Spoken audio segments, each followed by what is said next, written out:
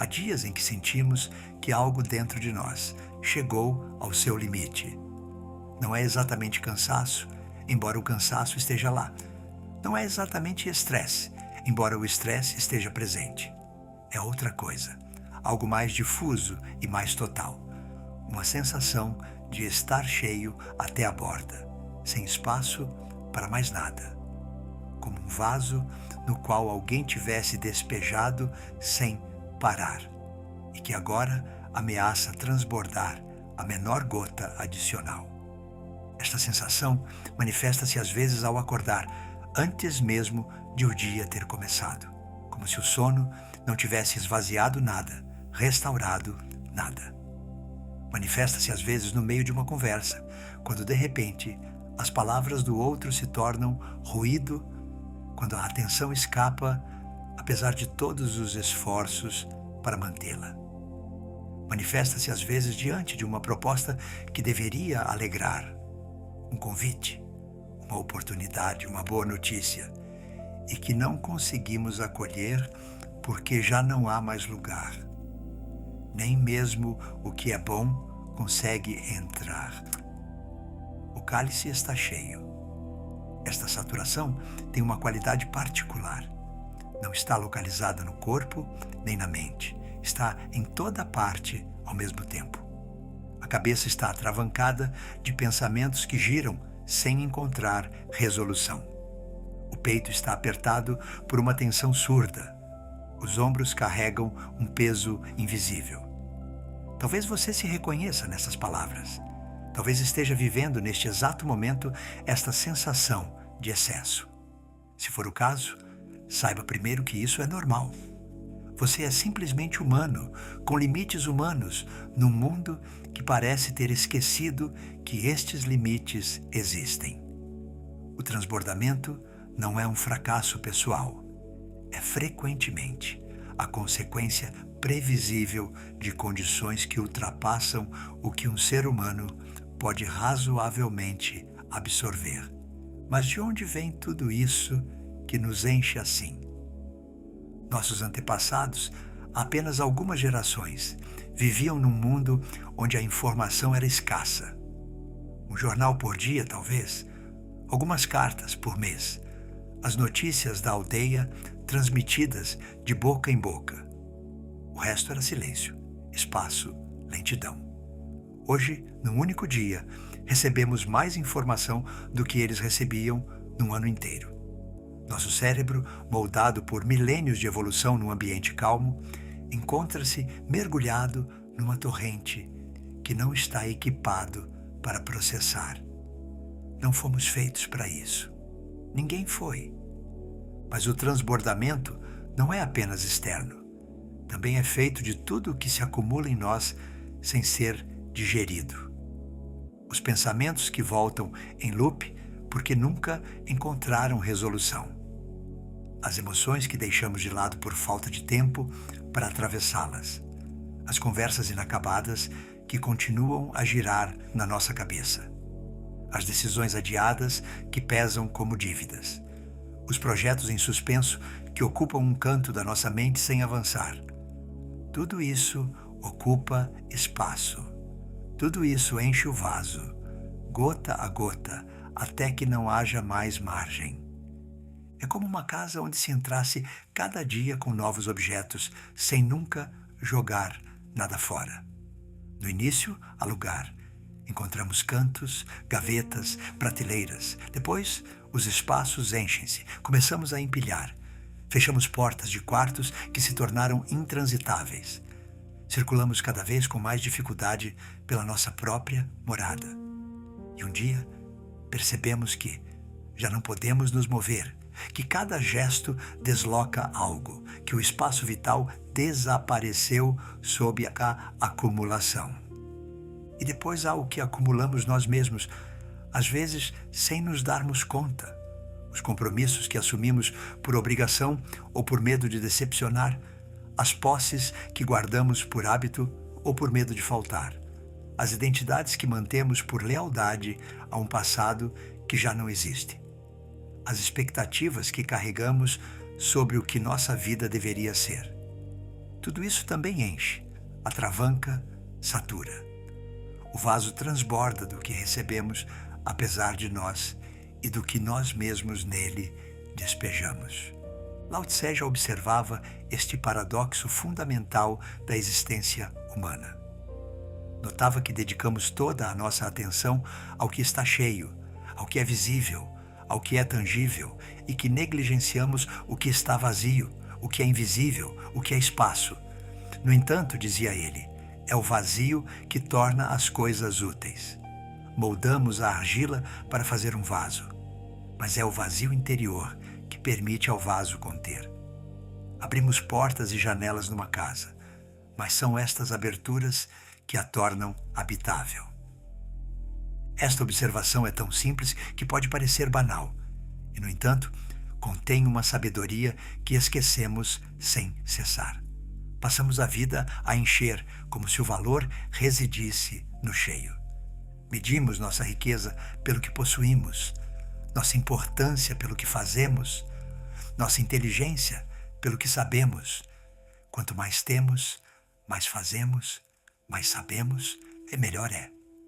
Ou pelo menos é o que acreditamos. Mas o vaso sem vazio interior não é mais que um bloco de argila. A roda sem cubo oco não é mais que um disco inútil. A casa sem aberturas não é mais que um túmulo. É o espaço que permite o movimento. É a ausência que permite a presença. O mestre antigo contava a história de um erudito que veio um dia consultá-lo sobre o caminho da sabedoria. O erudito era brilhante, culto, carregado de conhecimentos. Falou longamente de tudo o que tinha lido, de todas as filosofias que tinha estudado, de todas as perguntas que fazia a si mesmo. O mestre escutou-o em silêncio. Depois propôs servir chá. Encheu a xícara do seu visitante e continuou a despejar enquanto a xícara transbordava, enquanto o chá se espalhava pela mesa, escorria pelo chão. O erudito exclamou: "Mas o que está fazendo? A xícara está cheia, não pode conter mais nada." O mestre pousou o bule e disse suavemente: "Como esta xícara? Você está cheio das suas opiniões, das suas certezas, dos seus conhecimentos. Como poderia mostrar-lhe alguma coisa se você não começar por esvaziar a sua xícara?" Esta história não fala apenas de humildade intelectual. Fala da condição prévia para toda recepção, toda aprendizagem, toda transformação. Enquanto estivermos cheios, nada de novo pode entrar. Enquanto a nossa vida transbordar, nenhuma graça tem lugar para se introduzir. O transbordamento não é apenas desconfortável, é um obstáculo a tudo o que verdadeiramente procuramos. O amor não pode entrar num coração saturado de ressentimento. A paz não pode instalar-se numa mente atravancada de preocupações. A alegria não pode florescer numa vida onde não há espaço para ela. Transposto para as nossas existências, isto significa que não é o que acumulamos que faz a nossa riqueza, mas o espaço que preservamos para viver. Um dia cheio de atividades da manhã à noite, sem um minuto de pausa, não é um dia rico, é um dia saturado, onde nada tem realmente tempo de ser vivido. Uma mente repleta de conhecimentos e opiniões, sem espaço para a dúvida e o espanto, não é uma mente cultivada, é uma mente atravancada, incapaz de receber algo novo. Uma vida cheia de posses, relações, projetos, sem espaço para o silêncio e a solidão. Não é uma vida plena, é uma vida que sufoca, sob o seu próprio peso. Então por que enchemos assim? Por que esta compulsão de preencher cada vazio, de ocupar cada espaço, de saturar cada silêncio? A resposta, no fundo, é talvez simples. Temos medo. Medo do vazio em si. Medo do que poderíamos encontrar lá, ou não encontrar. O vazio confronta-nos conosco mesmos. Quando já não há nada para fazer, nada para olhar, nada para ouvir, encontramo-nos sozinhos com o que somos. E este encontro pode ser desconfortável. Descobrimos pensamentos que preferíamos evitar. Sentimos emoções que tínhamos cuidadosamente enterrado. Vemos verdades sobre a nossa vida que a agitação permitia ignorar. O vazio é um espelho e nem sempre gostamos do que ele nos mostra. Um homem que tinha passado a vida na hiperatividade adoeceu e foi obrigado ao repouso. Os primeiros dias foram um suplício. Não suportava o silêncio do seu quarto, o tempo que se esticava, a ausência de coisas para fazer. Pedia sem cessar que lhe trouxessem algo para se ocupar, livros, um telefone, qualquer coisa. Depois, progressivamente, algo mudou. Naquele vazio forçado, memórias começaram a emergir. Emoções que não tinha deixado expressar-se há anos. Perguntas que tinha fugido toda a sua vida. Lágrimas também, que nunca tinha derramado. Este encontro consigo mesmo foi doloroso, mas foi também o início de uma transformação. Mais tarde, diria que esta doença tinha sido o maior presente da sua vida, porque o tinha obrigado a parar e a reencontrar-se. Há também o medo de perder algo. Se a agenda não está cheia, vamos perder oportunidades. Se não guardarmos estes objetos, talvez precisemos deles um dia. Se não mantivermos estas relações, vamos ficar sozinhos. Se não nos mantivermos informados de tudo, vamos ficar para trás. Este medo de perder algo empurra-nos a acumular muito além das nossas necessidades reais, como se o excedente fosse um seguro contra a incerteza da vida. Mas este seguro é ilusório. Os objetos que guardamos para o caso de acabam por nos atravancar mais do que nos servir. As relações que mantemos por medo da solidão frequentemente nos esgotam mais do que nos nutrem. A informação que acumulamos compulsivamente cria mais ansiedade do que segurança. O excedente não nos protege, pesa-nos. E quanto mais pesado carregamos, menos capazes somos de nos mover, de nos adaptar, de captar o que realmente importa. E depois há o medo do tédio, que é talvez uma forma disfarçada do medo de si mesmo. Perdemos o hábito de não fazer nada. A inatividade deixa-nos nervosos, culpados, desconfortáveis. Precisamos de ser estimulados permanentemente, como se a nossa existência só pudesse justificar-se por um fluxo constante de atividade e consumo. O simples fato de estar ali, sem fazer nada de particular, tornou-se quase impossível. Um momento de espera e, imediatamente, a mão procura o telefone. Um trajeto em silêncio e, imediatamente, ligamos algo. Uma noite sem programa e, imediatamente, a angústia sobe. Mas esta fuga esgota-nos. Consome uma energia considerável. Esta vigilância constante para evitar o silêncio. Esta corrida permanente para preencher cada espaço. E não funciona realmente. O vazio que fugimos alcança-nos sempre na insônia das 3 da manhã, na angústia súbita que nos invade sem razão aparente.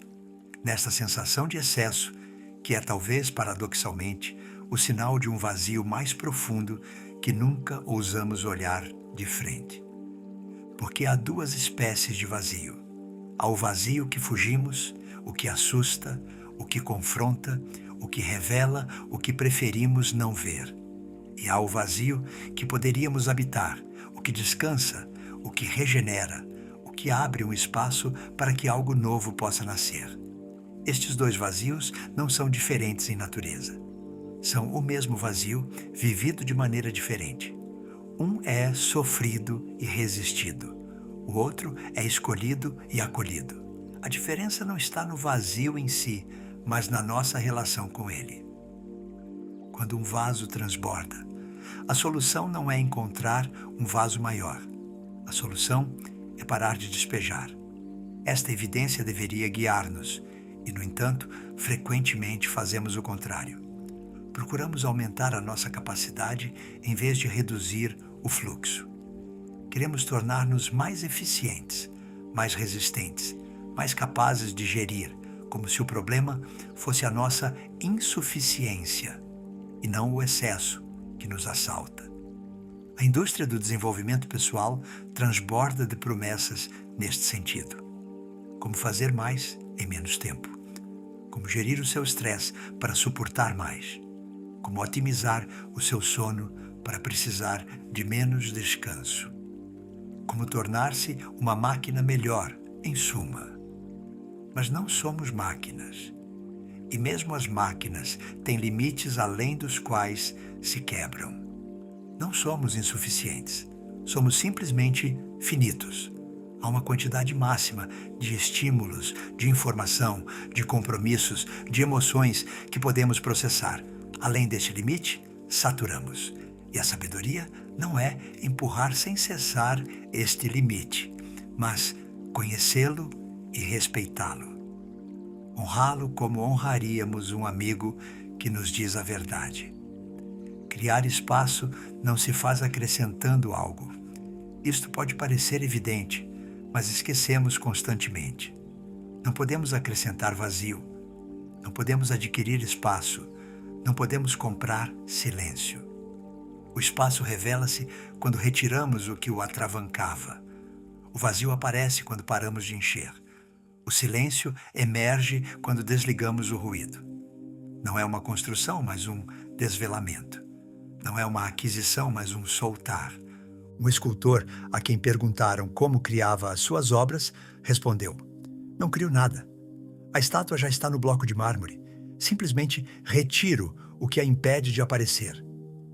Esta resposta contém uma sabedoria profunda. Não criamos o espaço em nós. Ele já está lá, sob as camadas de atravancamento. O nosso trabalho não é acrescentar, mas retirar. Não é construir, mas desimpedir. Não é adquirir, mas deixar partir. Este retiro pode dizer respeito às coisas mais concretas. Os objetos que guardamos sem utilidade e que atravancam o nosso ambiente e, por extensão, a nossa mente. A roupa que já não usamos, os livros que nunca leremos, os aparelhos que acumulam pó, os papéis que se amontoam.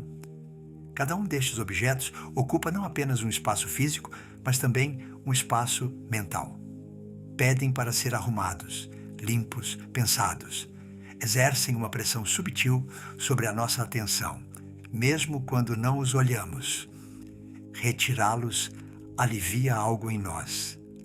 Algo mais do que o espaço libertado no armário. Uma mulher decidiu um dia esvaziar a sua casa de tudo o que não usava realmente. Começou pelos objetos evidentes, as caixas nunca abertas desde a última mudança, a roupa que já não servia, os presentes guardados por culpa. Depois foi mais longe, questionando cada objeto. Uso, torna-me feliz? Tem o seu lugar na vida que quero viver? Este processo levou meses, e à medida que a casa se esvaziava, algo estranho acontecia nela. Sentia-se mais leve, mais clara, mais presente. Como se ao retirar os objetos supérfluos, tivesse também retirado algo que pesava sobre a sua mente. O espaço exterior tinha criado um espaço interior. Este retiro pode dizer respeito aos nossos compromissos, às atividades que mantemos por hábito ou por obrigação, sem que realmente nos nutram. As reuniões que poderiam ter sido e-mails, os projetos que já não temos vontade de continuar, as responsabilidades que assumimos sem as ter realmente escolhido. Cada compromisso é uma extração do nosso tempo e da nossa energia. Alguns valem a pena, fazem-nos crescer, servem o que nos importa, conectam-nos aos outros. Outros esvaziam-nos sem nos dar nada em troca. Aprender a distinguir uns dos outros é uma aprendizagem essencial. Dizer não é difícil. Temos medo de decepcionar, de parecer egoístas, de perder algo, de ser excluídos. Mas cada sim que dizemos a algo que não nos nutre é um não que dizemos a algo que poderia nutrir-nos. O nosso tempo é limitado. A nossa energia é limitada. Estes recursos preciosos merecem ser protegidos, investidos com discernimento, dados ao que realmente importa. Um não pronunciado com clareza e respeito não é uma rejeição, é uma afirmação do que é essencial para nós. Este retiro pode dizer respeito aos nossos consumos, o fluxo de informação que absorvemos passivamente, as redes sociais que consultamos compulsivamente, os entretenimentos que usamos para fugir em vez de nos nutrir. Não é uma questão de bem ou mal, é uma questão de quantidade, de qualidade, de consciência. O que deixamos entrar em nós? Com que atenção? Com que propósito? Houve um tempo em que se escolhia ativamente o que se lia, o que se via, o que se ouvia. Hoje o conteúdo vem até nós. Já não escolhemos realmente, mas somos escolhidos. A nossa atenção tornou-se um recurso que outros exploram.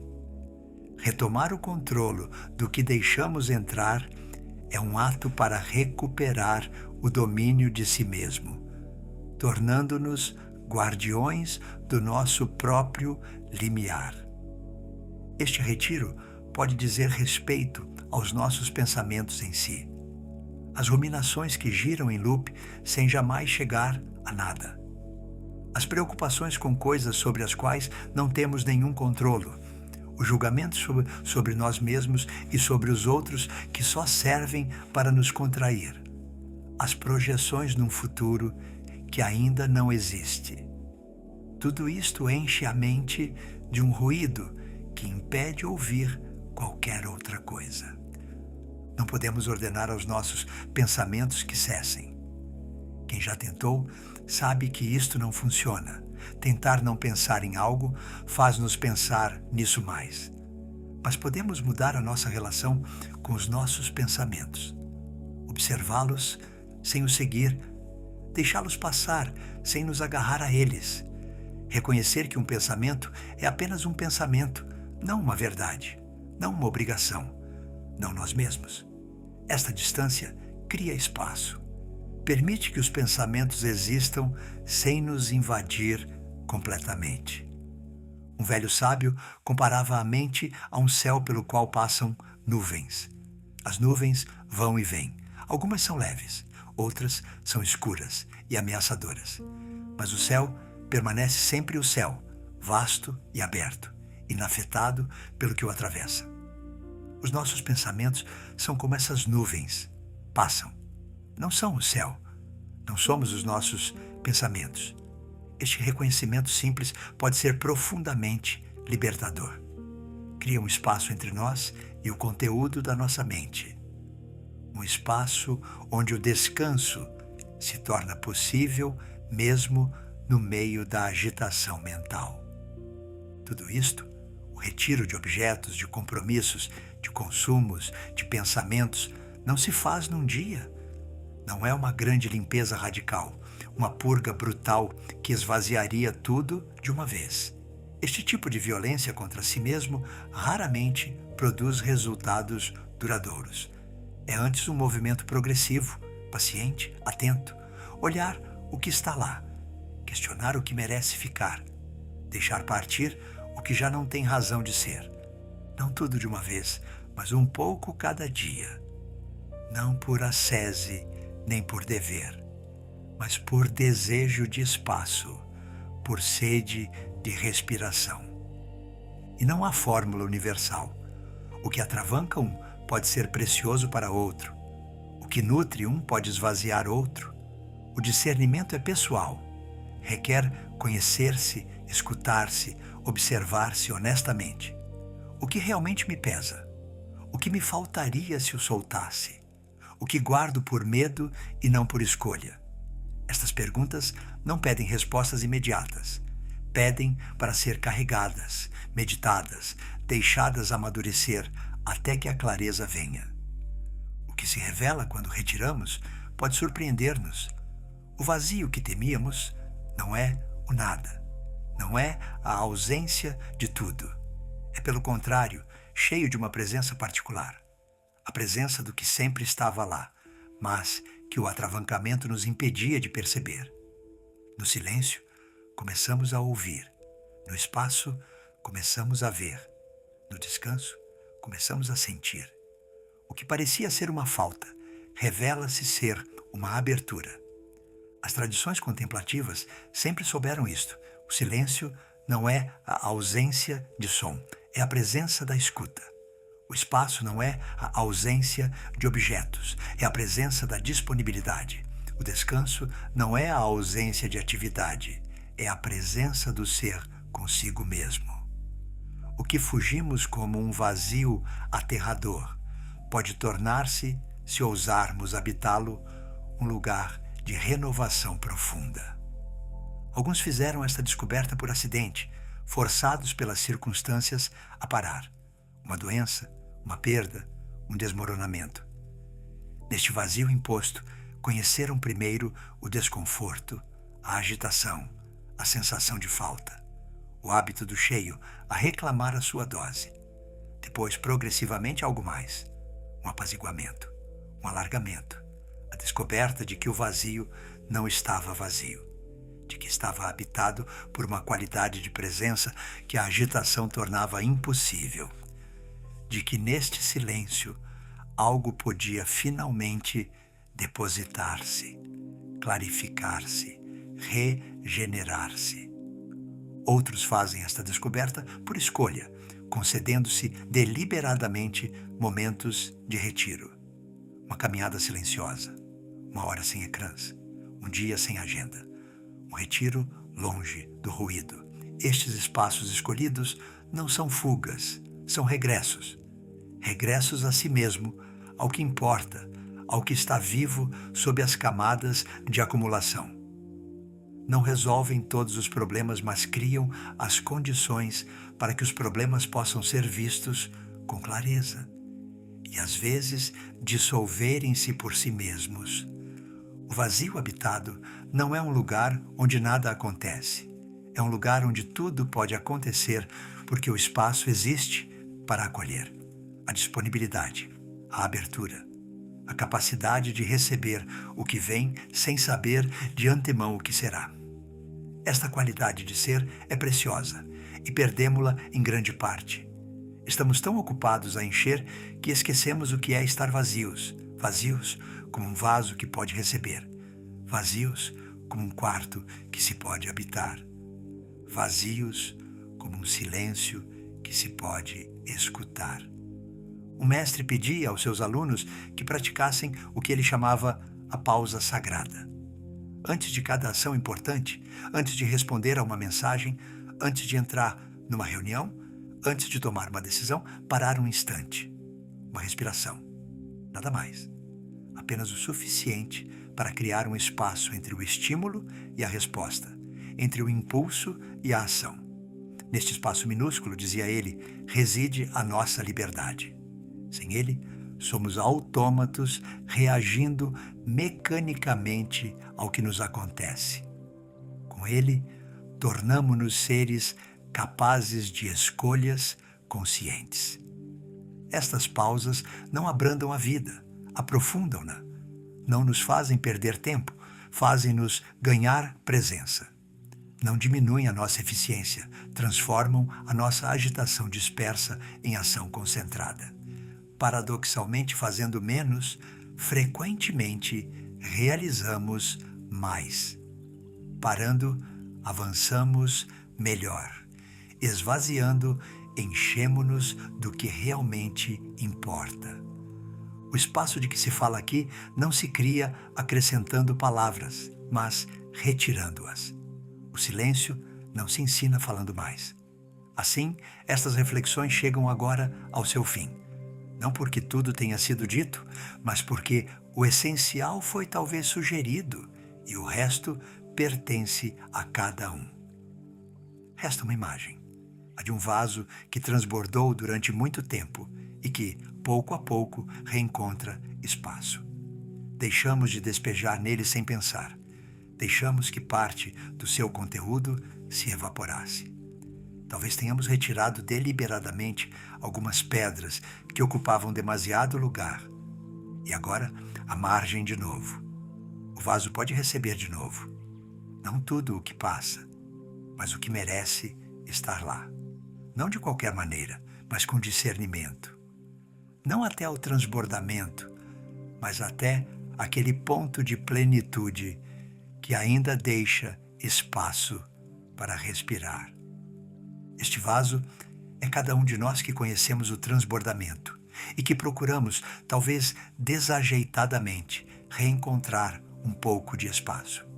Esta busca não é egoísta, não é um luxo, é a condição para poder dar algo aos outros, para poder receber algo da vida, para poder estar presente a qualquer coisa que importe.